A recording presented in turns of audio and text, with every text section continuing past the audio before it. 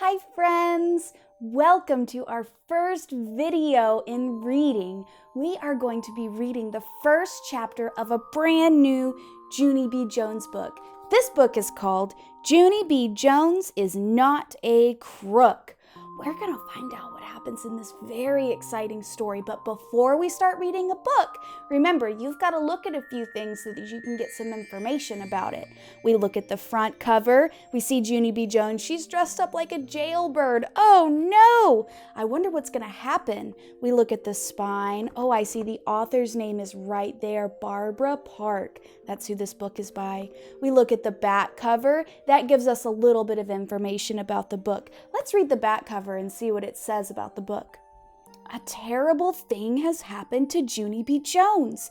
It's called Someone Took Her New Black Furry Mittens, and they kept them. They didn't even put them in the lost and found at school. So when Junie B. finds a wonderful pin, she should be allowed to keep it too, right? Because that's fair, right? Wow, friends, this seems like a really exciting book, and I'm so excited to get into it. Let's start on Chapter 1. Chapter 1, No Good Reason. My name is Junie B. Jones. The B stands for Beatrice, except I don't like Beatrice. I just like B, and that's all. Here is a story for you. It's called Once Upon a Time, My Grandfather named Frank Miller went to the store and he bought me some mittens. Once upon a time, my grandfather named Frank Miller went to the store and he bought me some mittens. They are made out of black furry fur. And guess what? It is not even my birthday or Christmas or Valentine's Day. Plus, the mittens were not even on sale. Grandpa Frank Miller just bought them for no good reason. And that's the bestest reason I ever heard of. And that's how come I love that guy very much. Plus, also, he can skip. The end. I like that story a real lot. Because guess why? I didn't even make it up, that's why. That adventure actually happened to me. My Grandpa Miller really did buy me mittens for no good reason. And they are gorgeous, I tell you. When I first opened them, I got filled with glee. Glee is when you run and jump and skip and laugh and clap and dance on the top of the dining room table. And then your mother takes you down from the table and she carries you to your room for a timeout. Timeouts kill the glee. I wore my new mittens the whole entire morning. Plus also I wore them from afternoon kindergarten. I wore them with my attractive winter jacket, only it wasn't actually cold out. Only who even cares? Because that outfit looked very beautiful together. I showed my mittens to my bestest friend named Grace. Also, I showed them to a variety of strangers. After I got to school, I held my hands over my head and I ran all over the playground. Look, everybody, look at my new mittens. My grandpa Frank Miller bought them for no good reason. I waved them all around in the air. How many children see these lovely things? Raise your hands, I hollered. Nobody raised their hands. How many children thinks these mittens are gorgeous? Please come forward, I yelled. Nobody came forward. I put my hands back down and I walked to that Grace. I couldn't create any interest, I said very glum.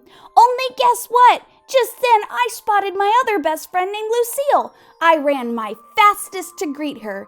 Lucille, look at my gorgeous new mittens. See them? They are made out of black furry fur. Lucille petted them. My family has lots of fur, she said. My mother has a fur cape, and my aunt has a fur jacket, and my uncle has a fur hat. Plus, my Nana just bought a brand new mink coat. Only she can't wear it out of the house or else people will throw paint on her. My mouth came all the way open. Why, Lucille? Why will people throw paint on your Nana? I asked. Lucille crossed her arms. Don't you know anything, Junie B. Jones? It's because people who love furry animals don't like them being made into coats for Nanas. Just then, I felt relief in me, because I'm not even a Nana, that's why. And besides, my mittens aren't made out of real furry animals. They're made out of fake furry animals, and those kind don't even count. All of a sudden, the bell rang for school, and I zoomed to my room like a speeding rocket, because guess why?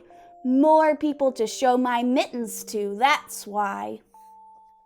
So that's the end of chapter 1. So friends, let's talk about what happened in chapter 1 a little bit. First, let's talk about the characters. I'm going to put this picture up here for you. So our characters in our story are, of course, Junie B. Jones. She's our main character. And then we have a character who really didn't say much, but he did something. Can you think of who it was? Grandpa Frank Miller. That's who it was. She also had her 2 friends in the chapter, Grace and Lucille.